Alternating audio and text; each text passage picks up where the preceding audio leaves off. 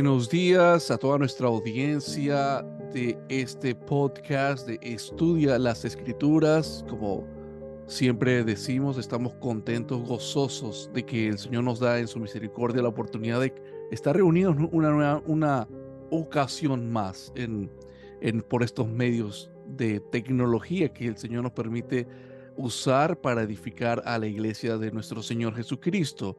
Y como les dije, bienvenidos a nuestro podcast de Estudia las Escrituras. Este es nuestro episodio número 6. Nuestro episodio número 6.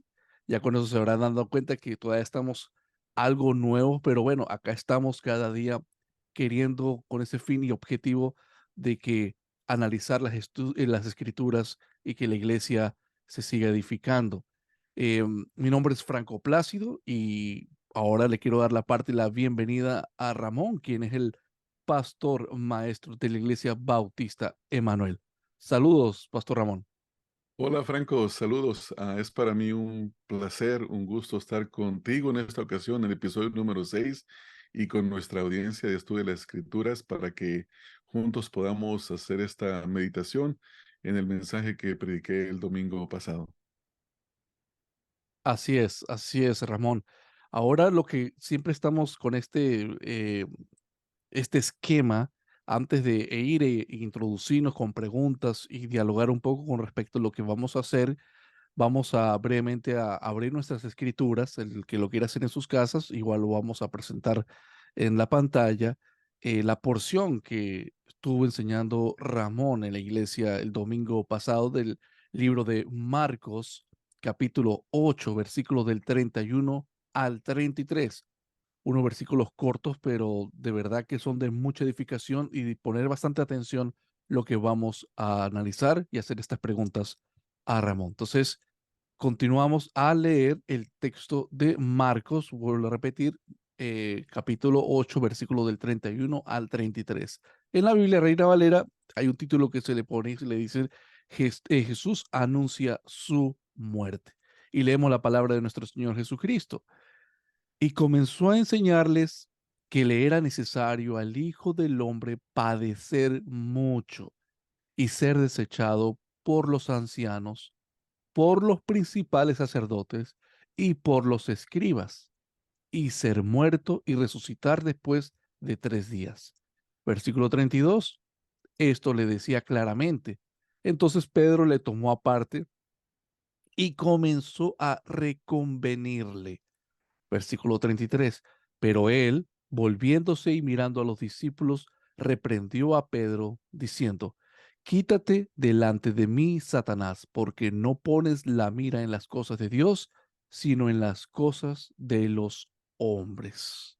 Esa es la porción que vamos a analizar, meditar y lógicamente le vamos a hacer estas preguntas a Ramón, que es el que estuvo predicando esto en la iglesia el domingo pasado y a mí en lo personal me edificó bastante, fue de mucha ayuda ver y profundizar lo que encontramos en estos versículos. Ahora entonces, Ramón, explícanos, vamos a sumergirnos en estos versículos hermosos y qué encontramos en estos versículos, qué brevemente, qué es lo que está ocurriendo ahora para dar un poco de contexto a nuestra audiencia, lo que ocurre en estos versículos. Sí, claro que sí, Franco, perdón. Por primera vez en esta porción de las Escrituras, el Señor Jesucristo comienza a hablarle a sus discípulos acerca de su pasión y de su muerte. Y es importante notar que esta predicción se produce inmediatamente de que después el apóstol Pedro, junto con los demás apóstoles, dijera que él era el Cristo, el Hijo del Dios viviente. Y Jesús le dice a Pedro, allá en Mateo 16, que eso no se lo ha revelado ni carne ni sangre, sino su Padre que está en los cielos. Entonces hemos llegado a un punto crucial donde los apóstoles están conociendo la identidad del Señor Jesucristo. Verdaderamente ahora ellos han llegado a un punto en el que dicen, tú eres el Cristo, el Hijo del Dios viviente. Y es importante notar que inmediatamente después el Señor Jesucristo comienza con la enseñanza acerca de él mismo como Mesías, pero un aspecto que los discípulos hasta ese punto no comprendían, sino que más tarde lo harían, y es el aspecto de Jesús como el siervo sufriente. Como lo dice la escritura allá en el capítulo número 53 del profeta Isaías, comenzando en el versículo número 3, donde básicamente cuando leemos Isaías 53:3 y Marcos capítulo 8, versículo 31, encontramos que básicamente los versículos son idénticos, porque ahí el Señor Jesucristo habla de cuatro cosas que le deben de acontecer al Mesías. Y la primera de ellas es que él, eh, sería, él sería desechado. Perdón, la primera es que él sufriría mucho. La segunda, que sería desechado. La tercera sería muerto. Y la cuarta, resucitaría al tercer día. Entonces, eso es lo que encontramos aquí, una enseñanza muy crucial. Es como, por decir así, el Evangelio de Marcos es como una puerta que se cierra y el capítulo número 8 es como la bisagra, donde al abrirla nos presenta los primeros 8 capítulos de una forma en la que Jesucristo es visto como el Jesús, el Mesías, el Hijo de Dios Todopoderoso. Pero ahora, en los capítulos, a final del capítulo número 8, en adelante hasta el capítulo número 15, se presentará otro aspecto acerca de la persona del Señor Jesucristo y es el siervo sufriente. Así es, Ramón. Y es interesante, y yo me acuerdo, para anexar de sus propias palabras, cuando estuve enseñando el domingo, eh, que así como están estas profecías tan claras del sufrimiento del Mesías, pero al mismo tiempo la comunidad judía tenían, usted estuvo enseñando también que había, o sea, hay una evidencia de que acá se presentan posibles dos visiones, una visión humanista o una visión mesiánica, que es lo que está usted recalcando con lo que dice Isaías 53, pero es interesante que la comunidad judía estaban hasta cierto punto esperando un Mesías con un plan terrenal, ¿verdad? Un plan político, algo Correcto. humano. Y eso es lo que muchas veces nuestro Señor Jesucristo recalcaba y los apóstoles no entendían, ¿verdad? Entonces usted estuvo enseñando eso de tener una visión correcta del Mesías. Ahora, Sí, eso me lleva a la primera pregunta, con ese breve contexto para que la audiencia entienda esta primera pregunta que queremos hacerle, Ramón. Sería, ¿por qué dice Jesús que es necesario que ocurrieran estas cosas descritas? Especialmente donde dice en el versículo 31 de él. ¿Por qué es necesario? Yo creo que eso va en base a lo que también agregué con respecto a tener una visión correcta. Entonces, esa sería mi primera pregunta, y también para, pues, poder edificar a la iglesia del Señor. ¿Por qué? Y repito, ¿por qué Jesús dice que es necesario que ocurrieran estas cosas, Ramón? sí, sí, claro que sí, Franco. Gracias por recordarme lo del título del mensaje. En realidad el título del mensaje es una visión bíblica acerca del Mesías, porque ahí se presentan estas dos, como tú ya bien lo mencionaste. Y es importante entender que ahí en el versículo número 31 Jesús utiliza una palabra donde dice es necesario. Y si leemos el versículo, dice, comenzó a enseñarles que le era necesario. ¿Qué quiere decir Jesucristo con esta palabra que le es necesario? Inmediatamente después de que Pedro confesara que Jesucristo es el Hijo de Dios, Jesús comenzó a enseñarles y dice ahí que le era necesario ser desechado, morir, resucitar al tercer día. Y Jesús le dice que todo esto es, por decirlo de esta manera, es algo que debe de cumplirse, es algo que es inevitable, nadie lo puede impedir, porque detrás de esta pequeña palabra es necesario, podríamos decir que está todo el peso de la profecía bíblica y de la necesidad de que divinamente Dios había ordenado, como lo encontramos en pasajes como Marcos capítulo número 9 del versículo número 31, el cual me gustaría leer, Y voy a abrir aquí mi Biblia en Marcos 9:31, donde dice, el Señor dice, porque enseñaba a sus discípulos y les decía, el Hijo del Hombre será entregado en manos de hombres y le matarán, pero después de muerto resucitará al tercer día. O sea que comienzan las enseñanzas de que es necesario y debe de ser entregado. Entonces, cuando la Escritura dice que es necesario, está hablando, por decirlo de esta manera, más claramente acerca de los decretos eternos de Dios, cómo el plan de salvación fue predeterminado y cómo punto a punto debía de cumplirse. Y cuando nosotros leemos ahí en el capítulo número 8 las palabras claves del versículo número 31, donde encontramos el orden, y es el orden en el que están las profecías del Antiguo Testamento. Dice, eh, dice el versículo 31, dice, y comenzó a enseñarles que le era necesario al Hijo del Hombre, primero, padecer mucho. Esto habla de los sufrimientos de Cristo. Número dos, el ser desechado.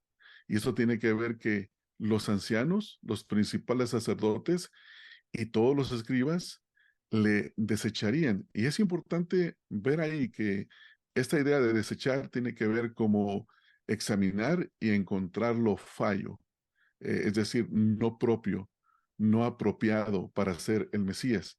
Entonces esta palabra tiene un gran peso aquí en este versículo número 31.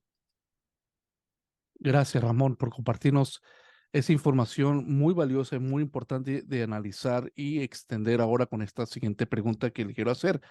Eh, Parecerá algo parecido, pero no, es diferente. Lo primero que le pregunté fue por qué Jesús dijo que era necesario. Ahora, la segunda pregunta es ser más, quiero ser un poco más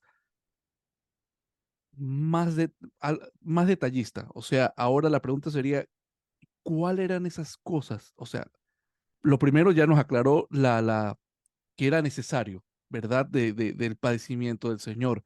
Pero la segunda pregunta es, ¿cuáles son esas cosas específicamente? La escritura nos los dice, hermano, en estos versículos. O sea, específicamente cuáles eran esas cosas que es lo que Jesús le estaba queriendo decir a los apóstoles. Sí, es sumamente importante prestar atención a la escritura y creo que aquí nosotros los predicadores podemos aprender algo del Señor Jesucristo en cuanto a cómo comunicar.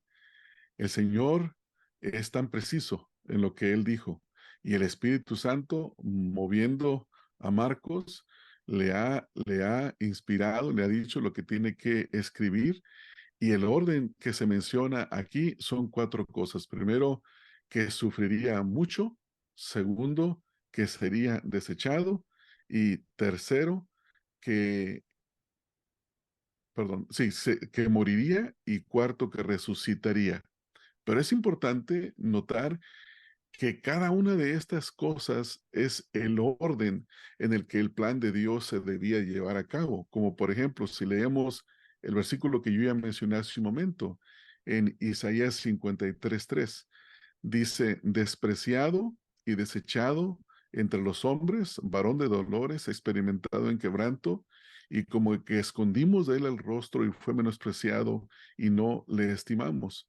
El Señor Jesucristo, en primer lugar, sufrió mucho y la lista de sus sufrimientos la encontramos en los evangelios. Cómo cada uno de esos sufrimientos fueron, por decirlo de esta manera, totalmente injustos. O sea que él en ninguna forma merecía lo que sufrió. Es en realidad nosotros deberíamos de sufrir de esa manera, pero la escritura nos dice que el justo tomó el lugar de los injustos y murió por ellos para llevarnos a Dios. Luego dice también ahí la escritura que sería desechado.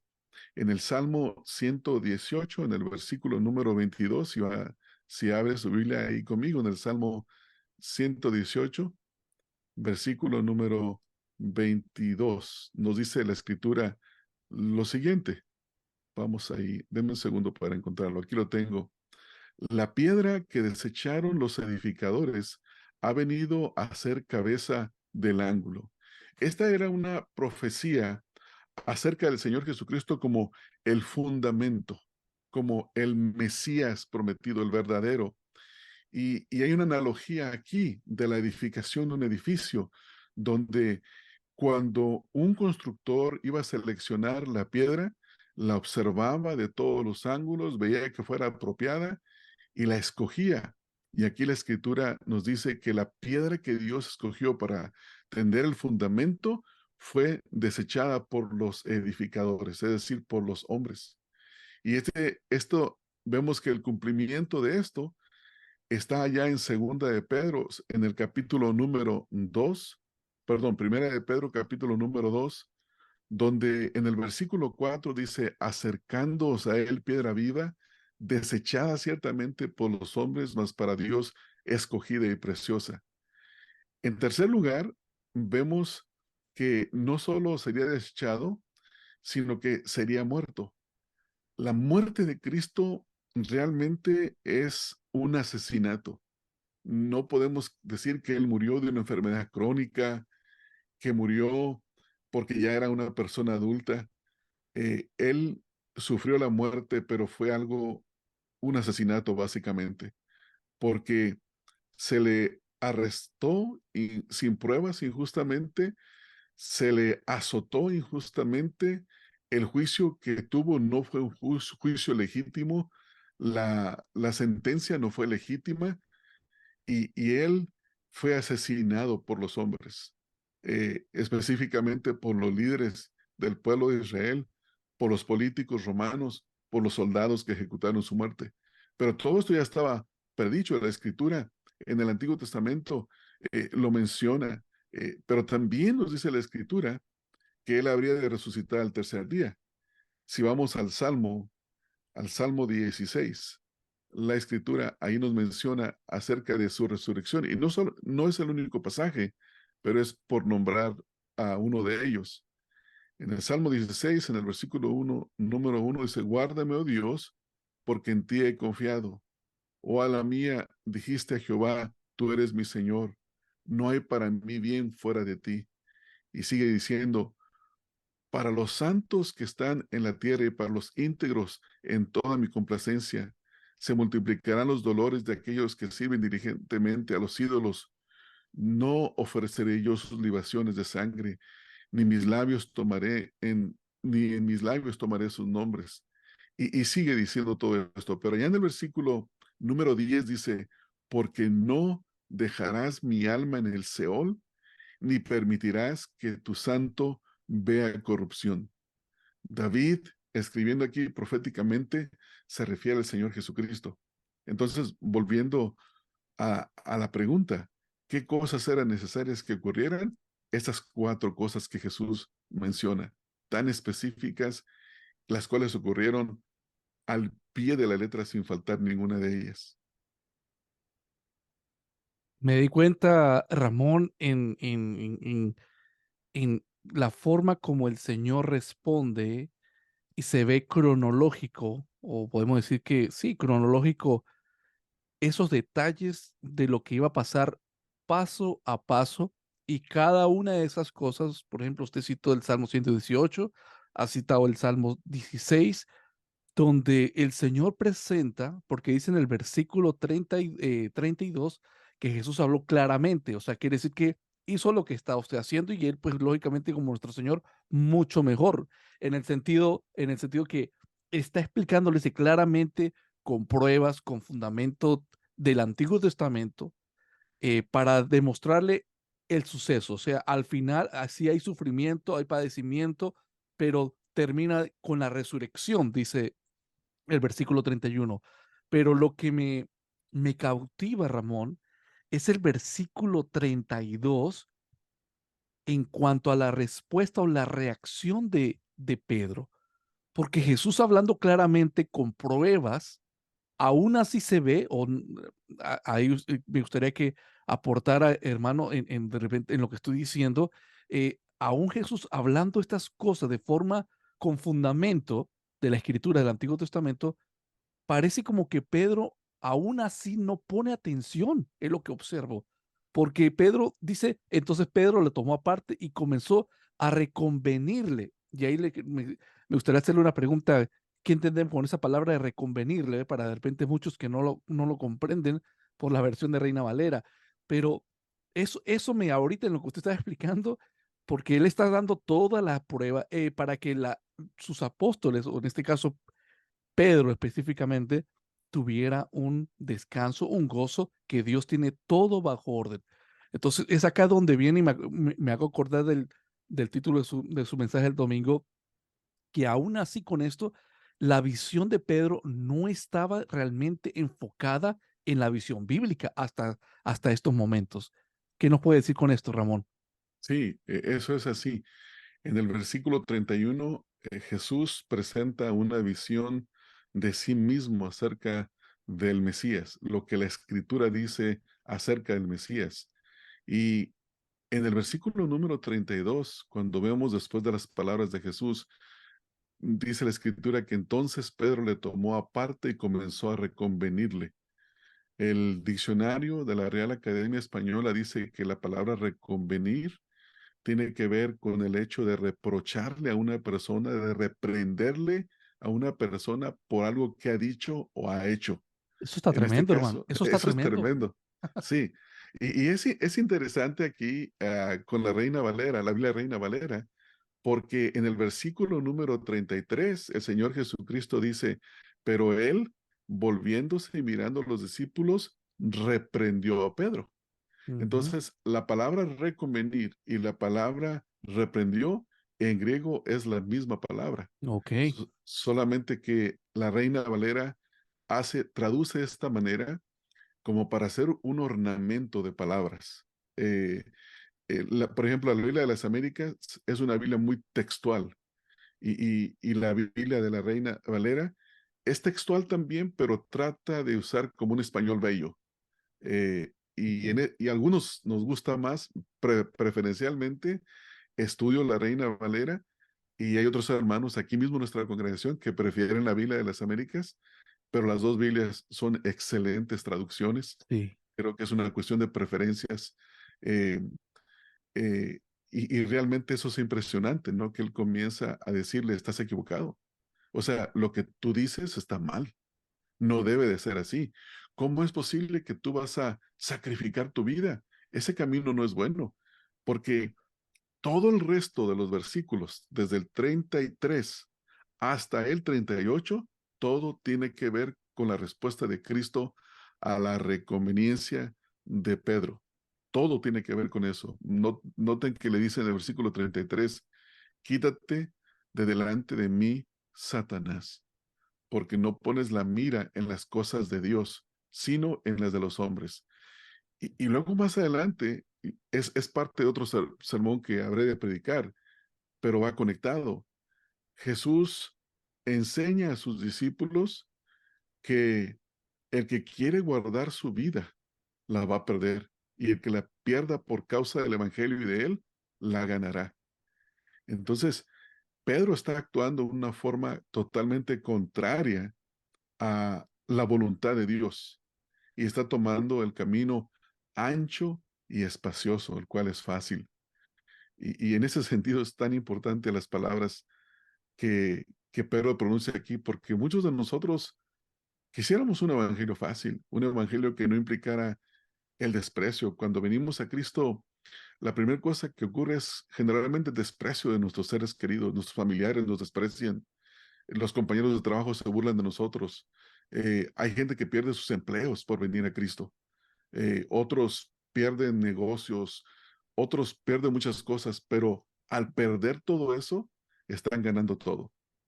Y Amén. Amén. me hace pensar en una de las palabras favoritas de Calvino, dice, cuando dice, creo que lo dije la vez pasada, y voy a parecer disco rayado porque lo voy a volver a repetir, pero Calvino dice que por buscar a Cristo lo perdió todo, dice, ¿y qué encontré?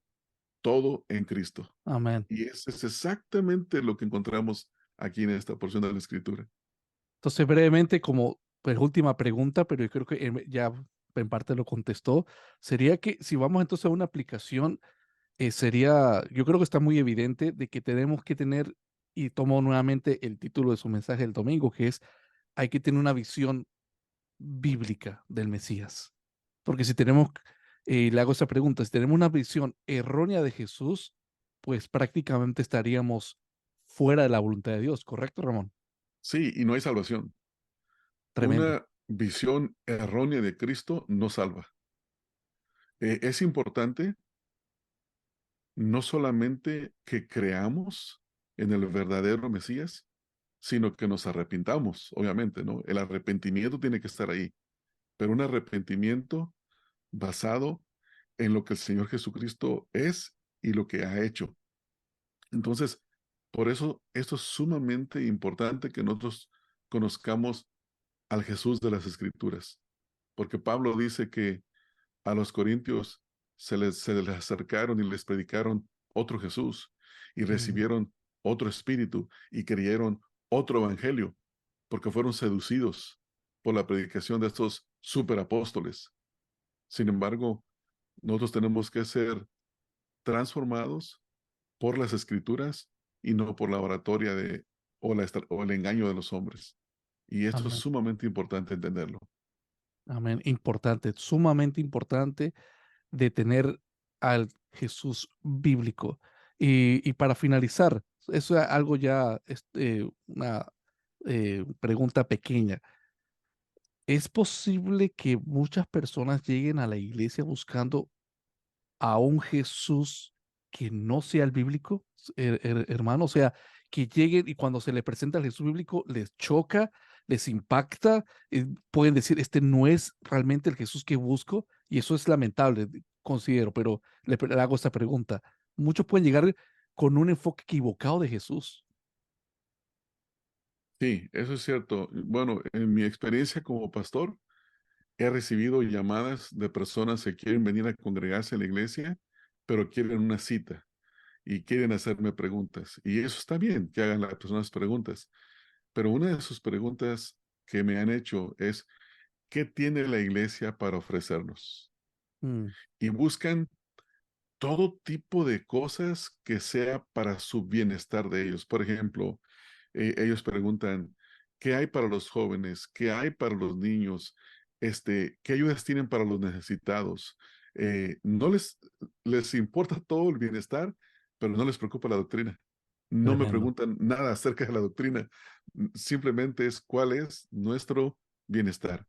Y la gente puede llegar, hemos tenido otras ocasiones que una mujer llegó aquí a la iglesia y cuando la empezamos a tratar, le preguntamos, oh, ¿quién te invitó? Dijo, no, no me invité a nadie. Dijo, pero vi muchos carros bonitos en el estacionamiento y dije, seguramente aquí le enseñan a uno cómo prosperar y pues yo quiero prosperar. Wow, wow. Eso es Tremendo. increíble, ¿no? Pero sí, se puede llegar buscando a un Jesús utilitario que nos mejora la vida, pero ese Jesús no es bíblico. Ese Jesús no es bíblico porque Pablo dice a los Gálatas en el capítulo 2 verso 20, dice, con Cristo estoy juntamente crucificado. Dice, Amén. estoy, no fui crucificado, estoy juntamente crucificado. Y ya no vivo yo, dice, más vive Cristo en mí. Y lo que ahora vivo, lo vivo en la fe del Hijo de Dios, el cual me amó y se entregó a sí mismo por mí. Eso es increíble. Eso es sumamente increíble en el sentido de que ah, vemos aquí a Pablo tiene una visión correcta del Mesías. Amén, amén. De esta manera, hemos llegado al final, meditando en esas últimas palabras que nos ha dado Ramón sobre Marcos 8, del 31 al 33, la confesión de Pedro, esa visión que hay que tener, o una visión humanista o una visión bíblica del Mesías sufriente. Y para despedirnos, su ah, hermano acá, Franco Plácido, pero le quiero dar las últimas palabras a Ramón para finalizar en este tema importante y considero porque es que los hermanos o los oyentes que estén escuchando se vayan con las últimas palabras de Ramón en base a que mediten en que se enfoquen en Cristo, el Mesías sufriente, en el cual debemos tener nuestra convicción y fe. Ramón, últimas palabras.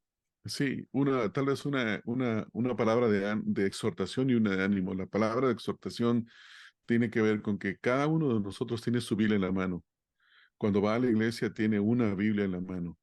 Y por muy buen predicador que tenga o uno que no es tan experimentado y que no es tan buen predicador, somos responsables por leer nuestras propias Biblias. Y cuando escuchamos la predicación y vemos lo que la Biblia dice, nuestro énfasis está en lo que la Biblia, la palabra de Dios dice. Si lo que el predicador dice se conforma a lo que la Escritura dice, gloria a Dios.